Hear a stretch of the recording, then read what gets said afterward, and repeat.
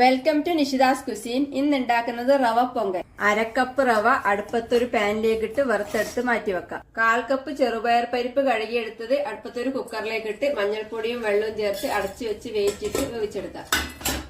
ഇനി 1/2 കപ്പ് വെള്ളം ഒഴിച്ച് ഉപ്പും 1 ടീസ്പൂൺ നെയ്യും ചേർത്ത് എടുത്തു വെച്ച റവയും ചേർത്ത് ഇളക്കി വരട്ടിയെടുക്കാം. റവ പൊങ്കൽ റെഡിയാണ്. തീ ഓഫ് ചെയ്ത് ഇതിലേക്ക് താളിച്ച് ചേർക്കണം. അടുപ്പത്ത് ഒരു പാനിൽ നെയ്യ് ഒഴിച്ച് ചൂടാക്കി കുരുമുളകും ജീരകൂട്ട് പൊട്ടിച്ച് ഇഞ്ചി ചെറുതായി മുറിച്ചതും കറിവേപ്പിലയും അണ്ടിപ്പരിപ്പും ചേർത്ത് താളിച്ച് കായപ്പൊടി ചേർത്ത് തീ ഓഫ് ചെയ്ത് പൊങ്കലിലേക്ക് ചേർക്കാം.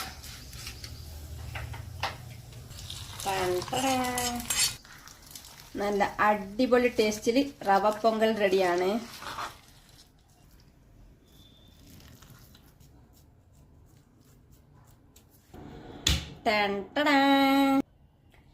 സബ്സ്ക്രൈബ് ചെയ്യുക, സപ്പോർട്ട് ചെയ്യുക. Thank you.